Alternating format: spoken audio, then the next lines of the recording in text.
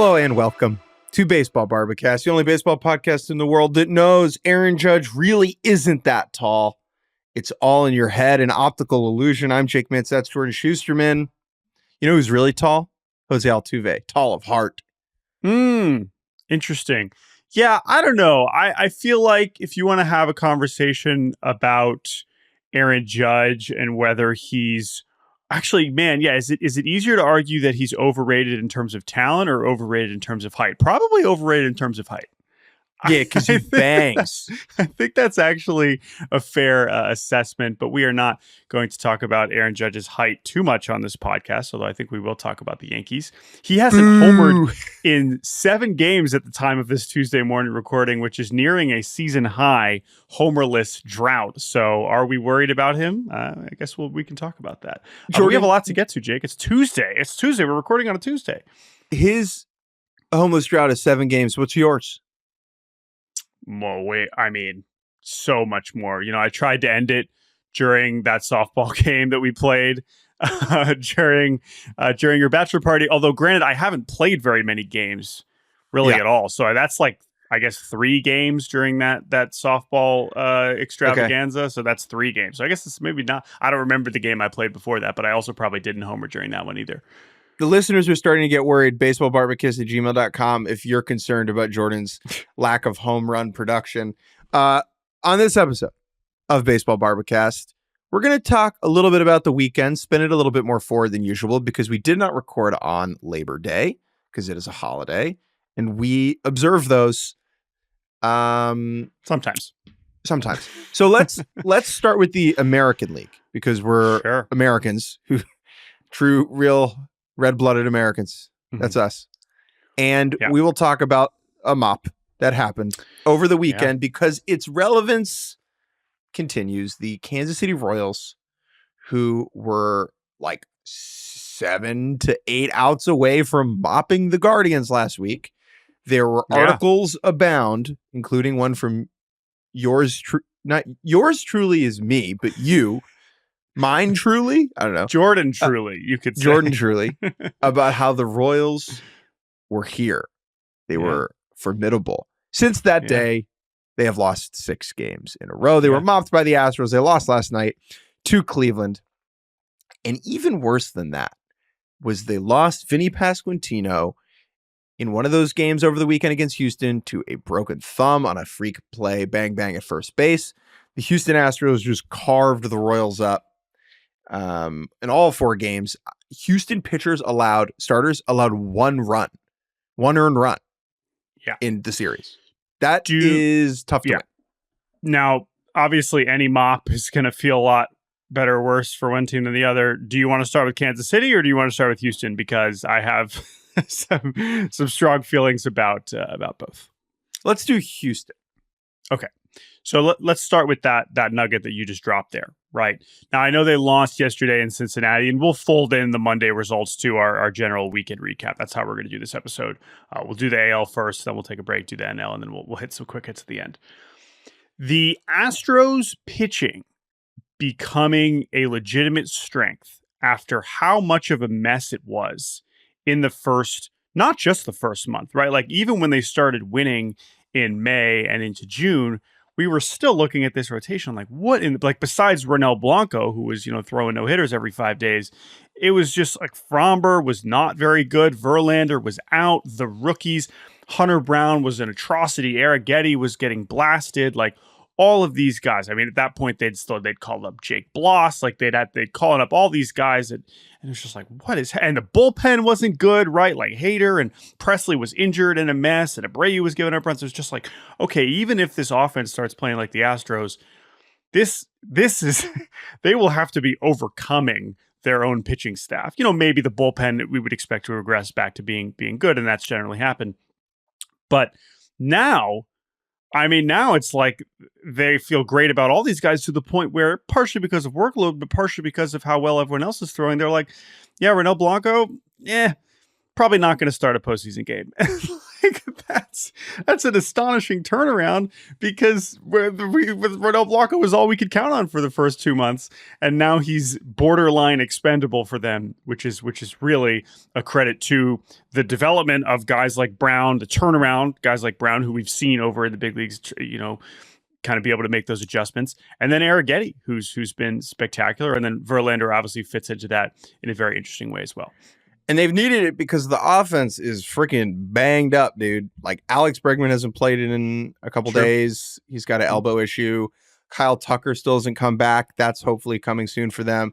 But they ran out an outfield yesterday in Cincinnati of Ben Gamel, Chas McCormick in center, who they sent down like 3 days before that, and then Jason Hayward in right field. So this Astros lineup, when they play the team that you care about, you're going to look at it and you're going to be like, that's really not that good.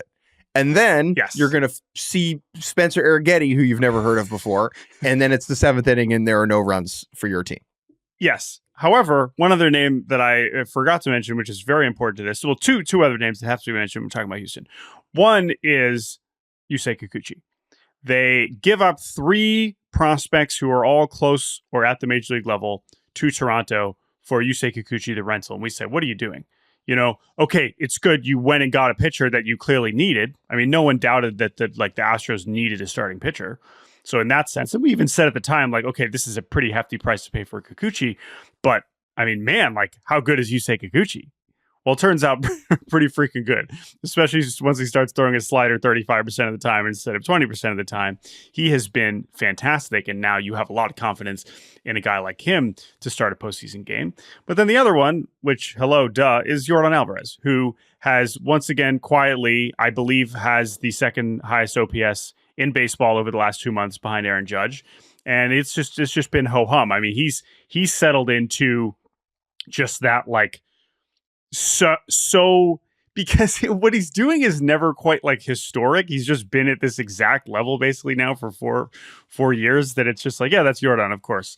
And because no one wants to like go out of their way to like be excited about the Astros, which is totally fair, Jordan just kind of ends up being collateral damage and not getting the love that he absolutely deserves. And he's still one of the best hitters on earth. And while the rest of this offense has been either injured or struggling, he just keeps on keeping on. I was in the press box last week when he hit 3 homers in that game against Philly. And I'm like mid conversation with someone and he hits the 3rd home run and everyone just starts laughing, right? It's just his home runs. That is a ridiculous thing for a human being to accomplish. But the Astros look better on the mound than they have all year. They have 6 players that you could legitimately start in a postseason game. The real interesting conversation, I actually want to save this for tomorrow, is should Justin Verlander start a postseason game? In my opinion, the answer right now is no. He was shaky again yesterday in his 3rd start off the IL. Don't want to dig into it too deep. Let's table that for tomorrow. The Kansas City Royals, however, they are riding the struggle bus. We have 6 losses in a row for them. They, right before the waiver wire deadline, were incredibly active, bringing in Robbie Grossman, Tommy Pham, and Yuli Gurriel, who's already hurt. Well, because he's 40. Yeah. So, like, respectfully, like the random hamstring tightness in your first game, like, yeah, dude. Kind of the thing that then happens sometimes when you're trying to play 40-year-old players. But that was a last-ditch effort to, backfill this devastating injury to Vinny Pasquantino, the broken thumb that at the very least is going to keep Vinny out for the remainder of the regular season. I appreciate Vinny very understandably being like, my season's not over. I'm going to try to come back. I mean, the timeline they give this 6 to 8 weeks, that pushes it to, the middle of October. Are the Royals still playing then? Who knows? Hell but yeah. The point is, right, we hope so. But, it's good to, I'm not surprised that they went out. I mean, it's probably likely they were going to claim at least one of these guys anyway. But because there are clearly still some holes in this offense. But that's the thing. I mean, they could afford to have a bad weekend in Houston. I'm not sure they can afford to lose Vinny at this stage. So here's the deal with the Royals. They're still 4.5 games up on that last wild card. Yeah. The bottom has fallen out here for them.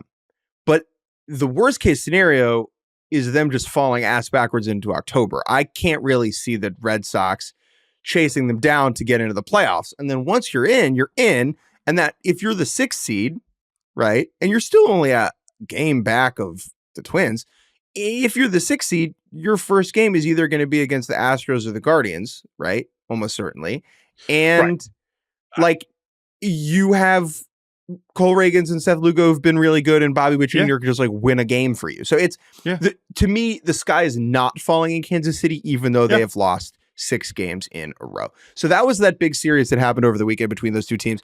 I don't want to linger on the Mariners. They lost the series to the Angels in just embarrassing fashion. Mickey Moniak, friend of the show, walk-off home run on Sunday. Mariners lose again yesterday in Oakland in their final series ever at the Coliseum.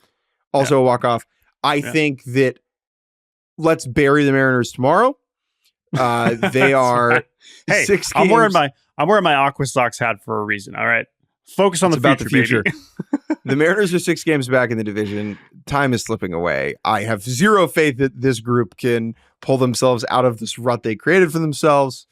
It's more reason for Kansas City to feel fine about the teams that are quote unquote chasing them. No one's chasing you, dude. Like you don't be paranoid. You're not playing well, Kansas City, but there's no one behind you. Let's zip over to the American League East for a second, where the Yankees dropped 2 consecutive series last week against subpar National League teams, losing 2 out of 3 in DC before losing 2 out of 3 at home to the Cardinals. Messy ball games on Saturday and Sunday for the Yankees. They were down 7-2 to St. Louis, came back, tied at 7, and then lost 14-7. The bullpen has not been good. Bad starts from Will Warren on Saturday and Nestor Cortez on Sunday. Thankfully for the Yankees, it does appear that Clark Schmidt and Luis Hill are coming back soon. That will give them 6 starters, which is too many. 6 starters in name. I mean, they are in the situation. I know Cole left with like a leg cramp last night. He said he wasn't worried. Not worried. But the point is, Cole has generally started to look more like himself recently. I mean, we haven't really had any like vintage, like, oh my God, that's one of the best pitchers on earth performances. But like he's throwing hard and he's going deep into games and he's generally not allowing a lot of runs. Beyond him, I feel like we're just rolling the dice with all of these guys every time they go out there. And so again, we'll talk more about, playoff rotations later this week, but that's, I sure they have 6 starters, but I don't really know what I'm getting from any of them right now. Let's check in on Aaron Judge home run watch. So you mentioned earlier that he has not homered in 7 games, and we joke that is a concerning dip in production. However, if you are trying to break your own record of most home runs in a season in the American League, you kind of have to just keep on hitting them all the time. He is currently at 51. We have a month left to go, less than a month, and he needs 12 more home runs. It's going to be close now. Yeah. Now, again, I think the interesting thing with Judge and this push for some kind of history is different than 2 years ago, because 2 years ago, the Yankees were cruising. The Yankees were up by multiple games, certainly by the second half of the month. I know the Rays made it sort of interesting at one point, but it was like the only thing we were talking about was, can Aaron Judge hit a home run tonight? The Yankees were going to win the division. They weren't worried about that. Whereas now, when he hits a home run in a big spot, it's like, oh my God, he just hit his 50th home run. And also the Yankees just took a 1-game lead in the division. That's even more, carries more weight.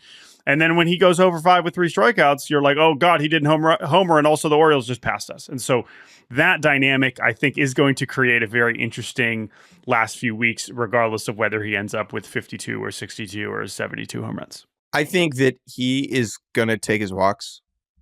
Yeah, he always will. Right. He has never been the type of player to press. Yeah. Especially now they got some guys behind him. Right. I still don't really know what to count on with Rizzo, like whatsoever. I know he had an RBI double last night, which was good to see. But even just Stanton and the way Jazz is swinging it, and our guy Austin Wells, who we've been high on all season, like there's enough now going on behind him. I understand Yankees fans are furious about this Verdugo situation, but I think that'll get resolved one way or another in the next couple weeks, and that he's batting ninth, right? So it is what it is. And I think otherwise, I feel really good about the Yankees offense, which I guess is maybe not a hot take, but I think that part of it is because Judge shouldn't feel as much pressure now. Let's briefly talk about the Verdugo thing. So for those of you who are not completely immersed in Yankee land, Alex Verdugo has been their left fielder all year. He has been very bad and disappointing. He is maybe a fine defender, but bad base runner, bad hitter, and he's playing left field almost every day. Jason Dominguez is one of the top prospects in baseball, certainly in their system, and he is in AAA playing very well. He debuted last year and then had Thomas Johnson surgery. And then the question just becomes, why are you not having him play in the big leagues every day? I think it's a weird move for the Yankees to just not give him the reins. I guess the issue is, if he's bad and you have to go back to Verdugo, you just kicked Verdugo under the curb and like you can't like pivot again. But in my mind, it's weird. It's very weird. I get that they want to give Dominguez every day at bats, in that maybe come October, the fact that he has spent every day playing might benefit him. They can always pivot to Dominguez on September 14th, right? Yeah, I guess. I mean, to me, it's like, yeah, I totally get the point where it's like they're not fielding their best team right now.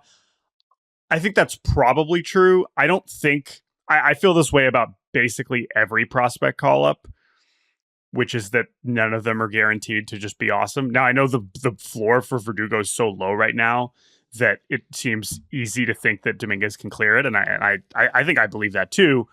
But at the same time, it's not as you don't just press the button and get whatever numbers Dominguez is putting up in AAA. Like, that's just not how it works.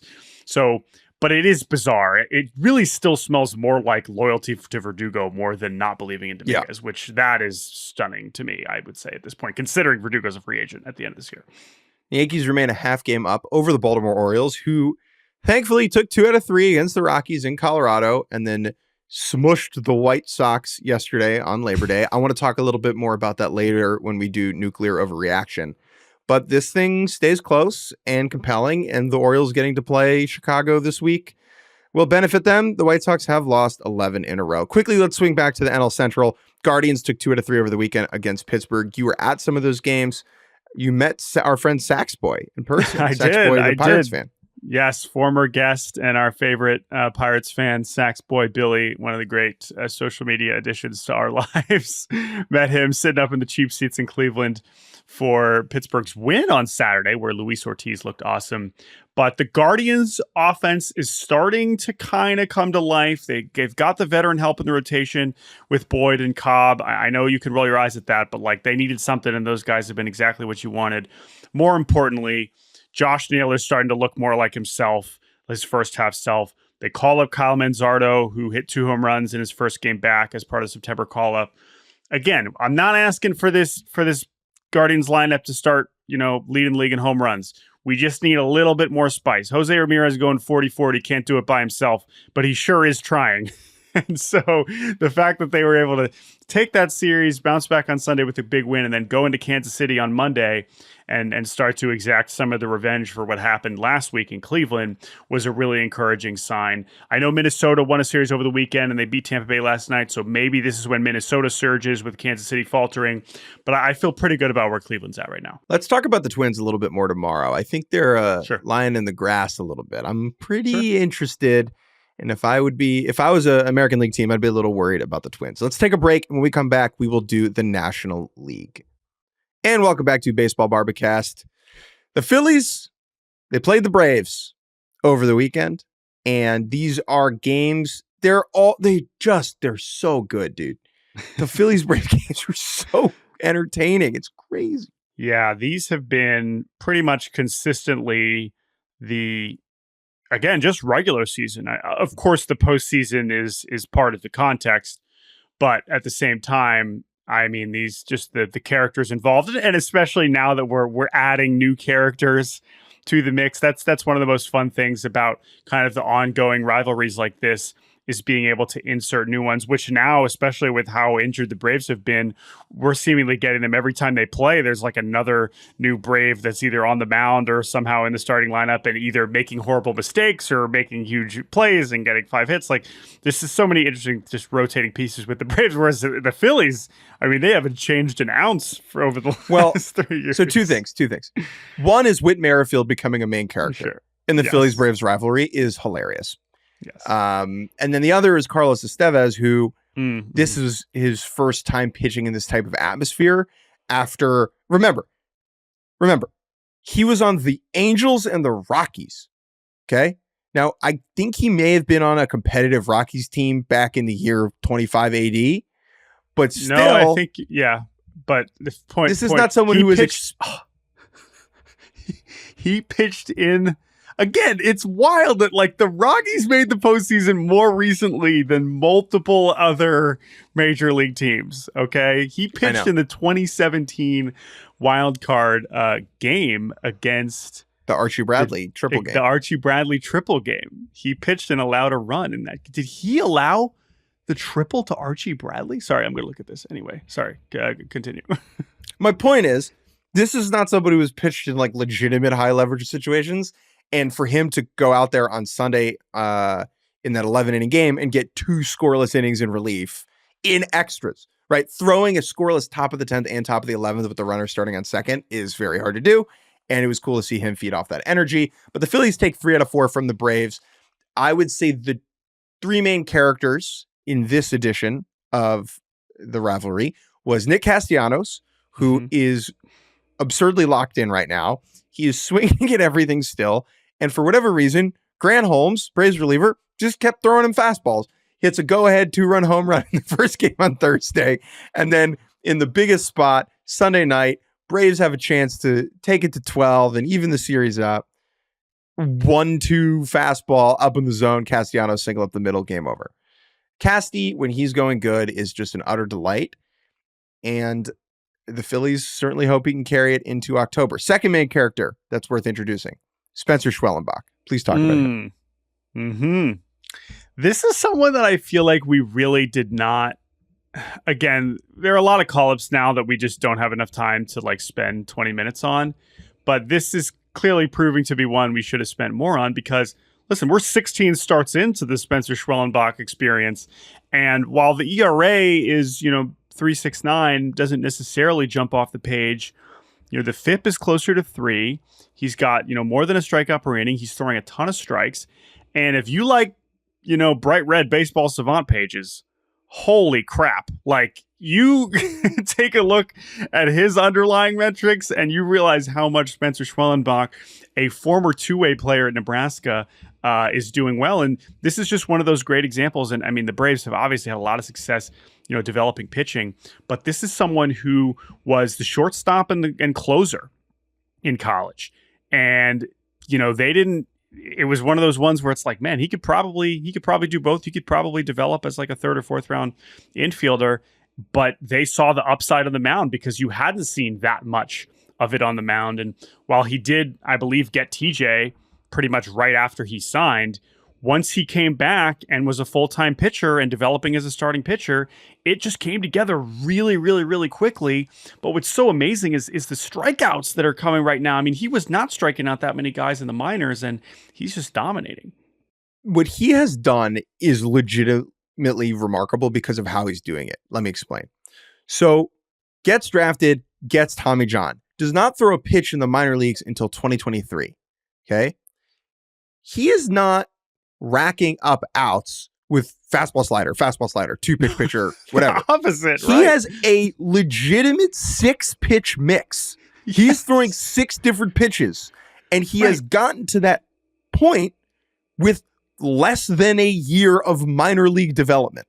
Okay, I don't know how many pitches he was throwing at college, but I can't imagine as a closer it was more than 3. You don't have time. You don't have time to throw 6 pitches. I know, like I guess Raisel Iglesias throws like 4 or 5, but in general, that's exactly it. It's amazing that he's been able to develop so many pitches that he feels good about. Because normally, when you're taking like the raw project type guy, it takes a while for it all to come together. And instead, it's the opposite. I mean, I don't even really know. I guess you could look at what his best pitch is by run value, but the fact that he feels comfortable throwing all these is astounding. And that is part of why the Braves should be so frustrated and disappointed leaving Philadelphia, because they had a chance to, frankly, win all 4 of these games. They were up 4-0 in the first one. They win the second one. Friend of the show, Orlando Arcia, 2-home run game in Philadelphia. Dominant performance from him. Saturday, it's just Zach Wheeler shoving it, but Max Fried was very good. Just allowed a couple solo shots. And then on Sunday, Schwellenbach makes one mistake. He's literally just one mistake to Nick Castellanos on a curveball that kind of backs up on the inside half. Big swing from Cassie, and that's really the game. The Braves, I feel comfortable saying, done and dusted. This division is going to be long to the Phillies, and the Braves are now only a half game up on a playoff spot above the Mets. Yeah. That's wild. Yes. Maybe we should just do the Mets right now, especially after they won last night. So they beat the Red Sox last night. The Mets, Red Sox, I've been comparing them all season. This is already an opportunity for the Mets to start separating themselves from that conversation, as they are obviously much closer to a postseason spot. Boston has work to do before we take them seriously again. But here come the Mets, and I saw some Mets fans like Jolly Olive, tweeting I can't believe the Mets actually, took care of business this weekend. Well, it's guess what? You're facing probably the worst team of all time, so you better sweep them. There's really no excuse not to sweep the White Sox at this point. I truly believe that. And so they did it. And now here they are. That's what you have to do if you want to be in real position to. And they absolutely took that beyond to care of business. They look great. They dominated. And now they continue that momentum, taking the game against Boston. And when you look at what's gone right with the Mets recently, I mean, the offense has been good the whole season, right? We know Francisco Lindor is an MVP candidate. But now that you have Pete swinging it well, you have Winker swinging it well, you have McNeil has been hitting really well recently. I know, Martinez, JD Martinez just went on the paternity list, so he'll be out for a little bit. They're getting nothing from Francisco Alvarez. He had that massive home run against the Orioles. Other than that, he has done basically nothing for the last 6 weeks, and this offense is still really good. But they've settled into 3 starters that are generally performing. Minaya, Peterson, and Severino have been, again, I'm not amped to be these guys are going to carry us in October, but they might be enough to get them there if the teams in front of them start to falter. So I'm excited to see what this Mets push looks like, although I'm a little bit worried it's going to end in some frustrating heartbreak in the final week. It's setting up as a neutral. This is win-win stuff, dude. For sure.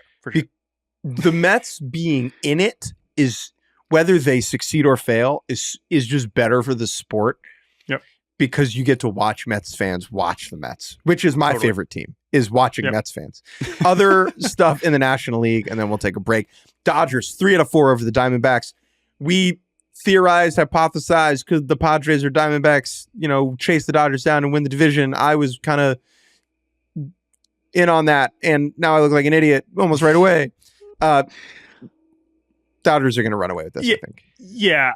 To me, it's a lot less about Arizona and San Diego, who I still feel pretty good about. The fact that Arizona should get Christian Walker and Ketel Marte back soon. The fact that their pitching is as healthy as it's been all season. The fact that the Padres just got Tatis back. All those things are good. The problem is that the Dodgers are also healthy now and getting healthier. And we're going to get Yamamoto back. And maybe you're going to get Glasnow back, although I won't believe that until I see it. The lineup right now is just, it's ridiculous. I mean, I think it's the best in the league. I don't feel like that's a hot take. And I think that's what we expected. So that's what they're going to be able to do. It is an absolute nightmare to deal with 1 through 9, or certainly 1 through 7. And that is going to be enough to, I think, power them to another division title. The Dodgers have simultaneously underwhelmed and have the best record in the league. That should sum it up. And we'll see if the Brewers, and we'll talk about the Brewers here quickly, can make a push for the 1 seed. Philly's also going to be right there. I think the Dodgers are going to end up really, really pushing this to maybe another 100-win season, which again, I know it didn't look like that we were going to have a 100-win season. It would still take a pretty strong finish, but I think there's a shot, but it's probably unlikely. They're running out of games. Let's do NL Central before we take a break. Brewers are cruising. I mean, this is about as safe of a division pick as we have in the whole league, and that's been true for a while now. They win again last night against the Cardinals after taking 3 of 4 in Cincinnati, almost mopping. They lose in extras on Sunday.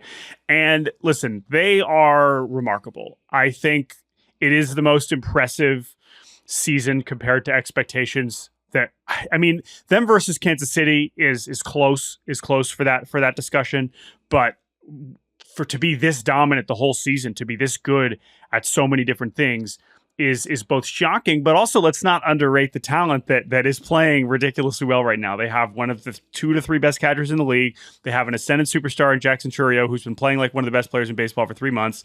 They have a shortstop in Willie Adames, who's going to make $200 million this winter, or at least 150. I mean, you compare him to what Dansby did leading up to his free agency, and I'm taking Willie all day long. So I just think that they have elite talent. How they're doing it on the mound is a little bit perplexing, and yet the starting pitching ERA over the last couple of weeks has been excellent, and they have just enough. They're doing enough else well that they are one of the best teams in baseball. I don't feel bad saying that. Quick rant. Mm-hmm. Tom Verducci, you're a legend, my good man. Sports Illustrated's Tom Verducci. You're familiar if you're listening to this. Tom wrote a good piece about the Brewers and how they've gotten here and how they have the 3rd best record in baseball. If you control F the piece and you type in Adames, it'll come up once. And then if you control F Chourio, it'll come up twice, barely.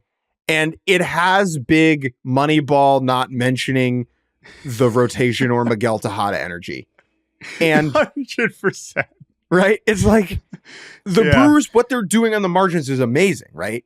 But it's easy to just be like, dude, Willie Adames is like one of the best shortstops in baseball, and Jackson Chourio has been like the best hitter, not named Aaron Judge, for like 3 months. But to that point, though, we should also give them credit for that. Yeah, dude. Give this front office credit for being like, yes, we need to give this child $80 million before he even plays a major league game. Yes, we need to trade for Willie Adames when they did. Yes, we need to somehow sneak in and get William Contreras in this trade, who's even better than Sean Murphy. Like, all of those things are incredible achievements.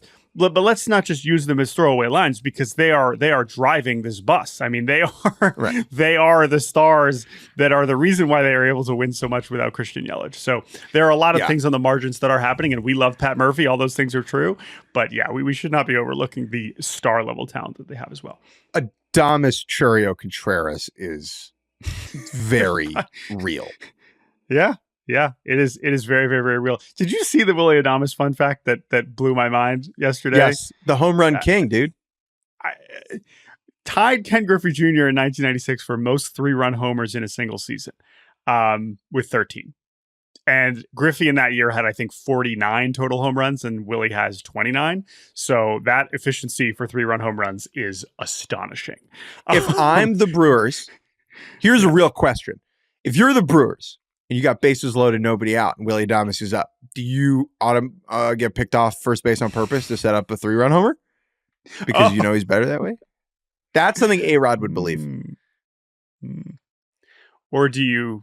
Yeah, no, that's a good point. That's A-Rod would believe that.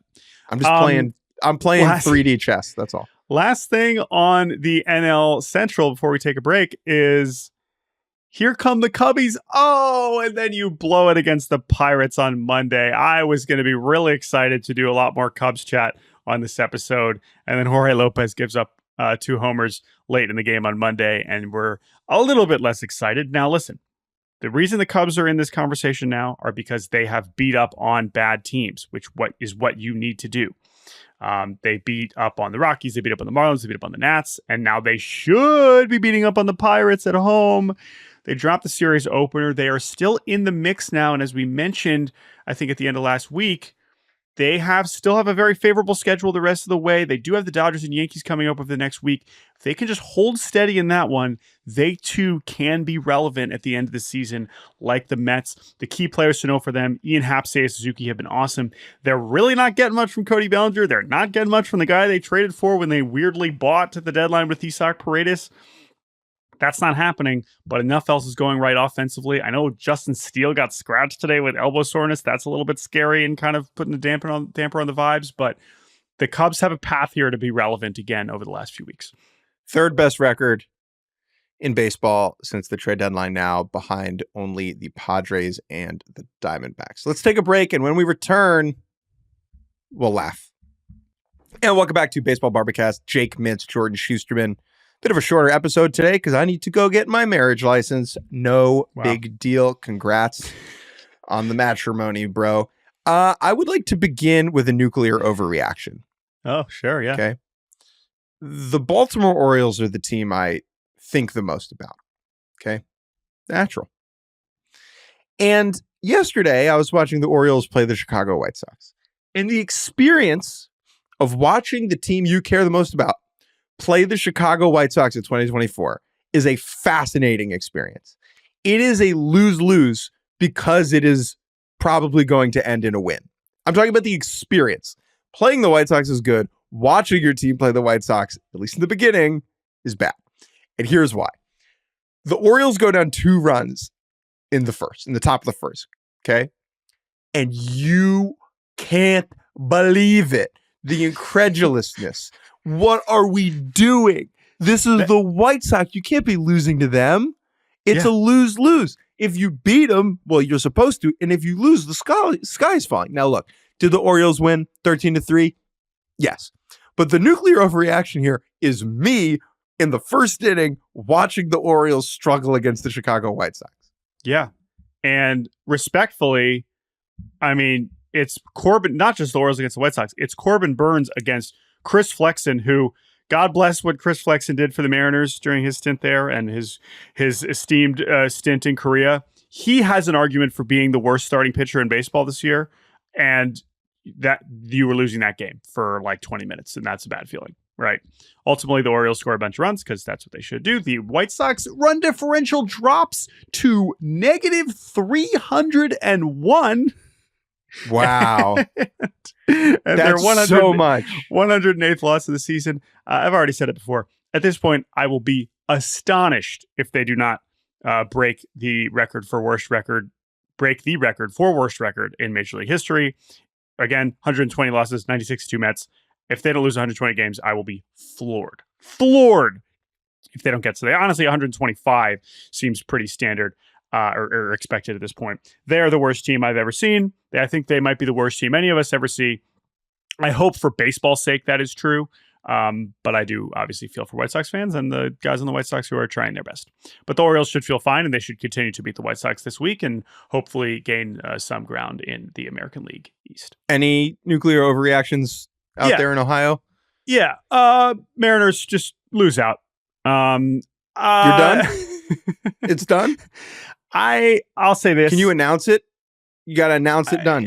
Announce it done. Well, it's the real reaction. Nuclear reaction is just lose out, tank for a top pick. Try to keep restocking this awesome farm system. Take some more. Hey, listen, what are the Mariners doing well lately? Draft and develop, right? Or at least draft. Get some prospects. I'm looking forward to the draft. I want to look forward to the draft even more than I already am. So the Mariners, getting some good lottery luck would be nice. But it's really this. You went from 10 win lead in the division to lottery luck in 2 months. This is nuclear overreaction. But really, what it is, the genuine part of this, as someone who cares about this team, is I have no interest in them being eliminated on the final weekend for, I believe, what would be the 5th time in the last decade. No interest in that. Like, negative interest in that. So I'd much prefer that they are mathematically toast like 10 days before the end of the season. That would be, what they say with me. It is better to have never loved at all than to have loved and lost. Correct. Famous saying. That is how I feel about particularly the Mariners playing in September. Yeah, that makes a lot of sense. Anyway, let's move to warm, fuzzy feeling. Yeah, let's be a little happier. Come on, let's brighten the mood here as we round out this show. A couple options. Where do you want to begin? Anthony Volpe faced Jack Leiter yesterday. Adorable. I don't know if you know this, but they're friends from high school. One of my favorite baseball things is when high school teammates face off or play together in the major leagues. The sheer number of high school baseball players across America is staggering. And it's similar to when 2 siblings make the big leagues. It is both mind-blowingly impossible that the talent can be concentrated in the same household. Yet it also makes sense considering they have the same upbringing and genetics. And the same is true for high schoolers, right? Where not genetics, but you are coming out through the same system. You're the same coaches. Yeah. There's a natural selection element to that. But for Anthony Volpe and Jack Leiter, who have really been linked since their high school draft days, to get to face off against each other in the big leagues was very cool. And Volpe took Leiter very close to the wall, and they had one of those cute moments where they laugh at one another. That gave me a warm, fuzzy feeling and made me hope that, one day me and my high school catcher, Michael Paretsky, will one day, shine in the major leagues together or against one another. Yeah. Volpe, a little bit longer of a homerless streak than Aaron Judge. I think it's not homered since August 3rd. The other good thing about the Volpe Leiter thing is they still look like they're in high school. Still, yeah, both of them baby faced. So it feels like they flash the picture and normally it's oh, look how long ago. It's no, that was 2 weeks ago. That is a great transition to our next topic, which is Junior Caminero, who is the oldest looking baseball child we have seen in some time. Yeah. He is 21, but he looks 26. If you saw him, you're that's a 4-time All-Star. He just carries himself with a confidence and a charisma and a presence that is beyond his years. However, there was an interview that went viral over the weekend in which we saw the childlike side of Mr. Caminero. He was sharing a field with Manny Machado for the first time, his childhood hero, which, makes us feel old that Manny Machado could be someone's childhood hero. And he was moved to tears just talking about being next to Manny Machado. Right. Because it's the reason he wears 13. And for a kid born in 2003, in the Dominican, and you're looking at, a lot of great players to choose from, obviously, but Machado's not a bad one to pick as someone to, model your game after when you're a kid, and to already be sharing a field with him. And, Machado homers against him one day, Caminero smokes one the next day. We get the jersey swap and everything. Listen, it's easy, but it's delightful. It's fantastic. And the fact that, we have versions of this where it's okay, well, it's his favorite player, but he's never going to be anything like him. Well, Junior Caminero, this guy could be charting a Manny Machado path very realistically. And I'm sure Machado recognized that as well. And I think that is very, very, very cool to see what these two guys can kind of be now and certainly in the future. Let's do a quick game before we get out of here. Sure. In prepping for the show, I often, I read a lot. Go to Fangraphs and The Athletic and Yahoo Sports and MLB.com, just to see what's going around the world of baseball. And on the sidebar for MLB.com, you will often get some goofy things. And that is no exception today. One of the headlines is Dodgers superfan Bryan Cranston's pick for MLB's best player. It's not who you think. Now, Bryan Cranston, obviously most famous for portraying Walter White in Breaking Bad. He's been around baseball quite a bit. He's a Dodgers fan. Jordan, his pick for MLB's best player, it's not who we think. Who do we think it is? Producer Andrew Hartz, could you please go to MLB.com, pull up this article, and have the answer ready for us? Jordan and I are going to take turns trying to guess who Bryan Cranston's favorite baseball player is. Yeah, so Hartz, just don't put it in the chat. We'll have you put it in the chat when we say so. But let's talk through this, okay? Because is the fact that they're mentioning that he's a Dodgers fan, do we think that that's like a red hair? Is it trying to trick us into thinking he's not picking a Dodger? Or is it trying to thinking that he is not picking Ohtani? I think yes. I think the answer is yes to both of those things. Are there any baseball players famous for secretly dealing meth? Okay, or you think we're leaning into something like that? I don't what would be the answer that would surprise us? I just don't. Let's go back and forth. Let's go back and forth. Go ahead. I guess I would say for Mookie, but that wouldn't surprise. That is who I would think. That would be in the list of who I would think. Wrong. Are we in agreement that it's not going to be Ohtani? Because that's like the whole It point. can't be Ohtani. It can't be Ohtani. Yeah, right. It can't be Ohtani. Yeah. Okay. It's not who you think. I think it's Ohtani. No. So it's not Mookie. I think it's like a down ballot Dodger.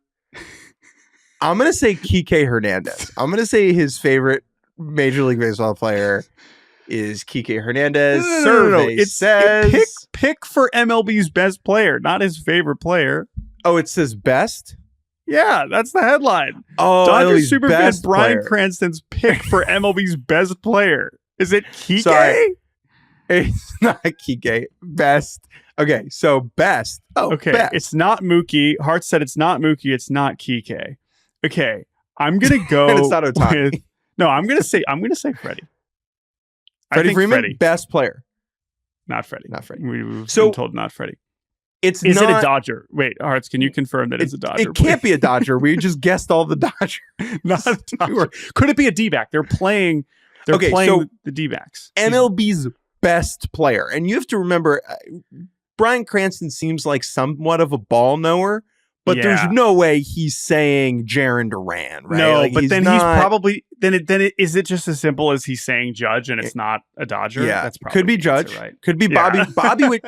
Bobby Witt Jr. is a fun answer. No, it's Judge according to Hearts. Yeah, it's Judge. Come on. That's clickbait. Clickbait. Yeah, come on. But we clicked. Clickbait. Ooh ha ha. Wow. So I guess does he explain he has to defend it? Dude, I don't know. That's a great a great headline. But hey, be like, Orioles superfan Mike Rose pick for MLB's best player. It's not who you think. You click on it and it's like Jorge Mateo or something. Like that's what I want. This is an interview I'm now seeing that I clicked on it with our dear friend Michael Clare. So I'm going to go read this. Read Bryan Cranston's ball-knowing thoughts. But until tomorrow, we will say goodbye. We will be back with our regular Wednesday edition of Baseball Barbercast. Hopefully you enjoyed this Tuesday weekend recap edition. We'll talk more about Tatis. We'll talk more about the Twins. Talk more about playoff rotations. All that and more on tomorrow's episode. Any final thoughts before we say goodbye? I don't know if I gave Bryan Cranston enough credit. Michael Clare asked, to wrap up, who are the other players you love to watch? Cranston. I think Ellie is so fun to watch in Cincinnati, and Jazz is fun to watch. But I love Luis Ariz. I love to watch the players that are hungry for that extra base. That's not Luis Ariz. He's very okay with the one base that he gets. Yeah, he's totally fine with that base. Yeah. Honestly, Jarren Duran loves that second base. Yeah. But Ellie and Jazz and Luis Ariz, yeah. That's interesting. That's a good answer. All right. Bryan Cranston knows ball. What a surprise. Thank you all for listening. You can email us at baseballbarbacast@gmail.com. That's BARBcast. Thank you to producer Andrew Hartz for producing and providing us with that very boring answer for Bryan Cranston. And we'll be back tomorrow with another episode of Baseball Barbacast. Bryan Cranston can email us at baseball.